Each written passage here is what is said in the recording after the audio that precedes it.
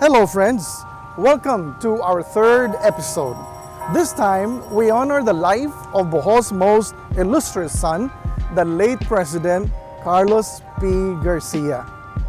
Here at the Capitol, the old Capitol which is now a National Museum, President Carlos P. Garcia held office as governor of the province of Bohol.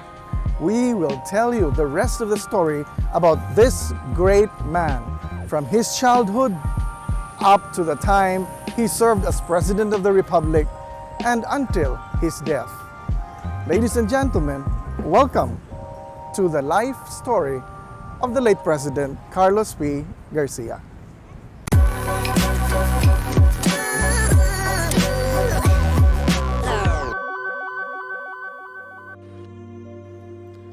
On the 4th of November, 1896, in the town of Talibon, Bohol, Carlos P. Garcia was born to Policronio Garcia and Ambrosia Polistico. He received his early education in his hometown of Talibon and went to Cebu Provincial High School for his secondary education. He later on pursued a college degree at Silliman University in Dumaguete City and study of law at the Philippine Law School in Manila. He then became one of the top 10 passers of the bar examinations.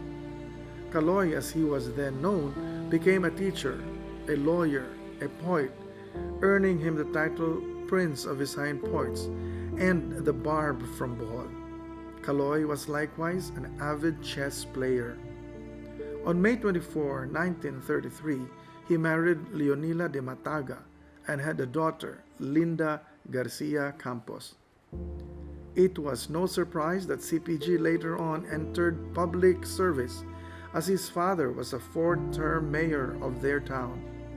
In 1925, Garcia was elected to the House of Representatives representing the 3rd District of Bohol. He was then elected as governor of the province of Bohol in 1933, senator in 1941, and vice president of the Republic in 1953. As Vice President, he likewise served as Secretary of Foreign Affairs in the administration of President Ramon Magsaysay. Upon the death of President Magsaysay, Garcia succeeded into office as President of the Republic on March 18, 1957. A few months later, on November 12, 1957, Garcia was elected as President, garnering 41.3% of the votes. As president, Garcia became known for his first Filipino policy, which prioritized Filipino-owned businesses and promoted Filipino-made products. His administration also highlighted Filipino culture and established the Republic Cultural Awards for artists, scientists, historians, and writers. Garcia served as president until December 30, 1961. After his term, he retired as a private citizen in his home province of Bohol. Garcia was called back to public service when he was elected president of the 1971 Constitutional Convention. However, a few days after his election, he died of heart attack on June 14, 1971. Other than admiration for Garcia as the country's only president from Bohol, I also feel a personal attachment to him and his legacy. As a schoolboy studying at Divine Word College of Tagbilaran Elementary Department, I used to pass by his residence on my way to school from our parents' rented room at Borja's residence along J.A. Clarin Street.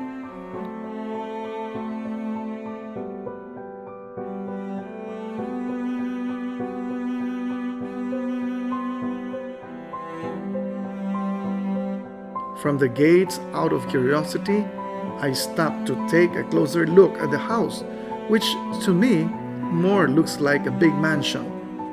I knew he was around when I see people going inside, with many cars parked along the street fronting his residence. I wish that someday I will have a chance to see what is inside the president's home.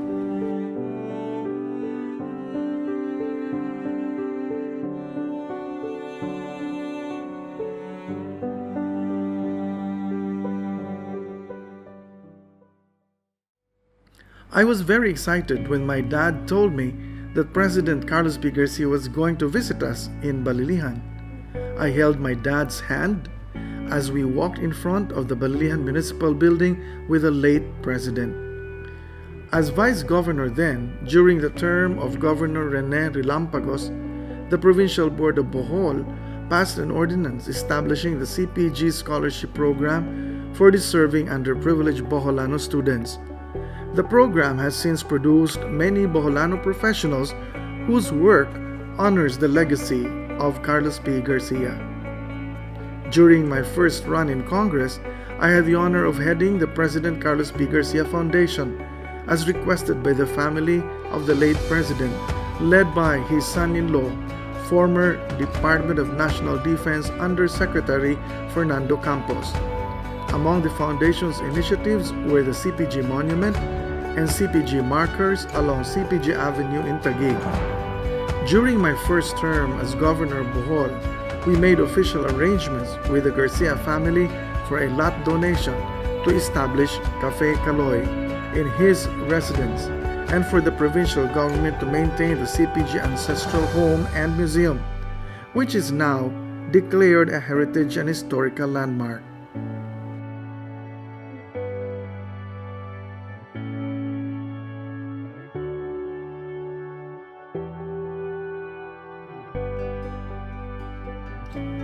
Every year, on the 4th of November, we continue to honor the life of Bohol's most illustrious son. Every day, we honor his legacy by putting the Filipinos first.